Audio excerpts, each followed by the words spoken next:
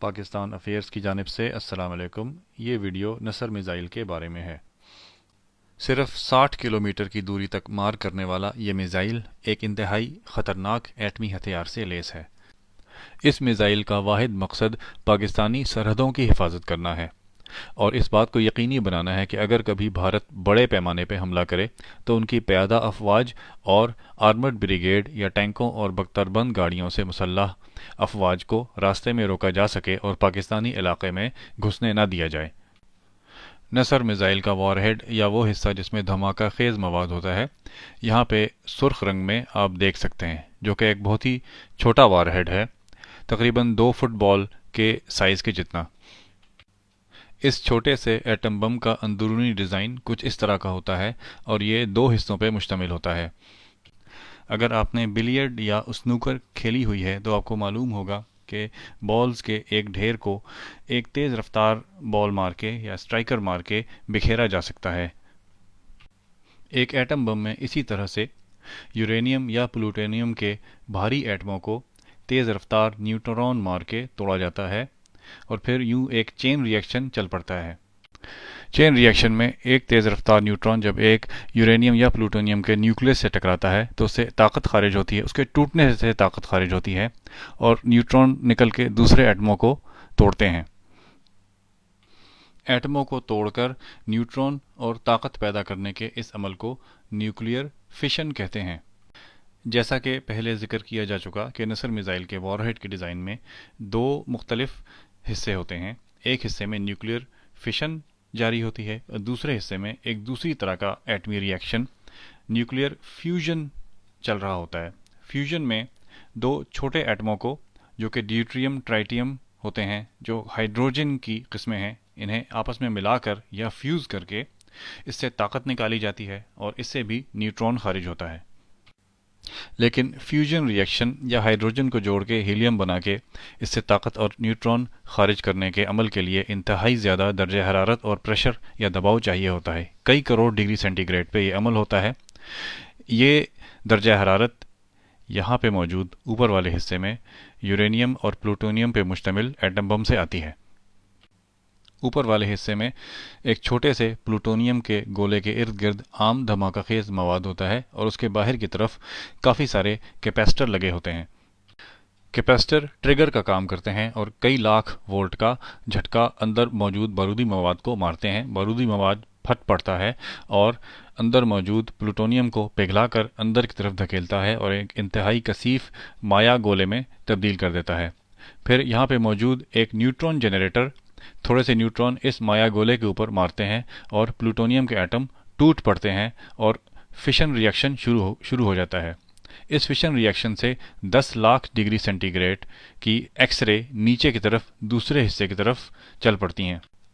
یہاں پہ درمیان میں پلوٹونیم کی ایک راڈ ہے اور اس کے ارد گرد ہائیڈروجن کے آئسوٹوپ ٹریٹیم اور ڈیوٹریم موجود ہے اور سلنڈر کے چاروں طرف پولی اسٹائرین فوم موجود ہے۔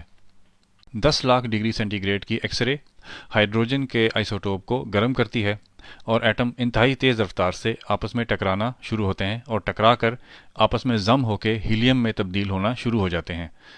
فیوژن کے اس عمل سے کافی ساری گرمی نکلتی ہے اور کافی تیز رفتار نیوٹرون نکل کے درمیان میں موجود پلوٹونیم کے راڈ کو ٹکراتے ہیں اور وہاں پہ فشن ری ایکشن شروع ہو جاتا ہے، یعنی نیوٹرون ٹکرا کر پلوٹونیم کو توڑنا شروع کر دیتے ہیں اور اس سے اور بھی زیادہ نیوٹرون اور گرمی نکلتی ہے۔ اس گرمی سے ارد گرد موجود ٹریٹیم کی فیوژن اور زیادہ تیز ہوتی ہے اور وہاں سے کافی سارے تیز رفتار نیوٹرون نکل کے باہر کی طرف دوڑتے ہیں اور اس طرح یہ پورا ایٹم بم پھٹ پڑتا ہے اور اس سے کافی زیادہ مقدار میں تیز رفتار نیوٹرون باہر کی طرف نکلتے ہیں۔ یہ دھماکہ فضا میں تقریباً 50 سے 100 میٹر کی اونچائی پہ کیا جاتا ہے اور اس بم سے نکلنے والے تیز رفتار نیوٹرون ایک بہت بڑے علاقے پہ بارش کی طرح برستے ہیں۔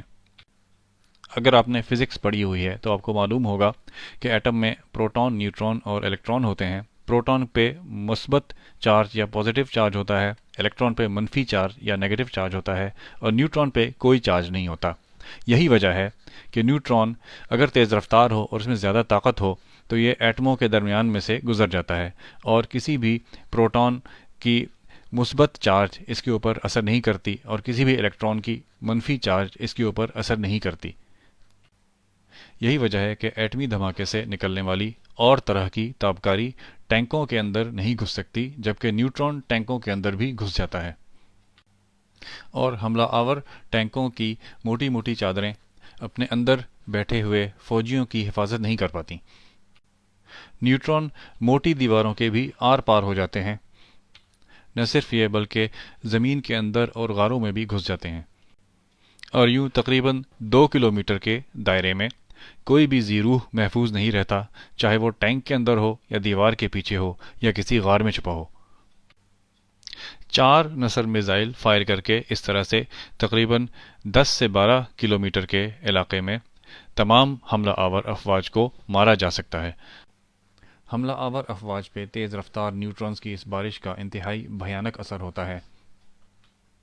نیوٹرون کے ٹکرانے سے خون کے سیل ٹوٹ جاتے ہیں، اعصابی نظام مفلوج ہو جاتا ہے، پھیپھڑے اور دوسرے اعضاء ناکارہ ہو جاتے ہیں اور دھماکے کے قریب کے علاقے میں جو فوجی ہوتے ہیں ان کی تو فوراً موت واقع ہو جاتی ہے، لیکن کچھ فاصلے پہ تمام افواج مفلوج ہو جاتے ہیں اور اس طرح 4 میزائل فائر کر کے نسل میزائل میں موجود نیوٹرون بامب کافی بڑے علاقے میں تمام افواج کی ہلاکت یا مفلوج ہونے کا باعث بن کے ایک بڑے حملے کو روک دیتا ہے۔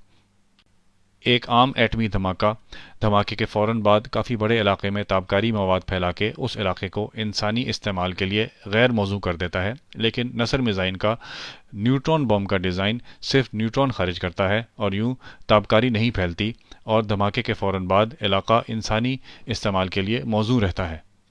یہی وجہ ہے کہ غوری، ابدالی، غزنوی اور دوسرے طرح کے پاکستانی میزائل پاکستان اپنی حدود میں اس لیے استعمال نہیں کر سکتا کہ میزائل کے پھٹنے کے بعد کافی عرصے تک تابکاری اثرات رہیں گے، لیکن نصر میزائل وہ واحد میزائل ہے جو نیوٹرون بم ہونے کی وجہ سے پاکستان کے اندر بھی بھارتی افواج کے اوپر استعمال کیا جا سکتا ہے۔ اور یوں ہماری اس ویڈیو کا اختتام ہوتا ہے۔ امید ہے آپ کی معلومات میں اضافہ ہوا ہوگا۔ کوئی خیال، کوئی سوال کمنٹس میں ضرور لکھیں۔ پاکستان زندہ باد۔ اللہ حافظ۔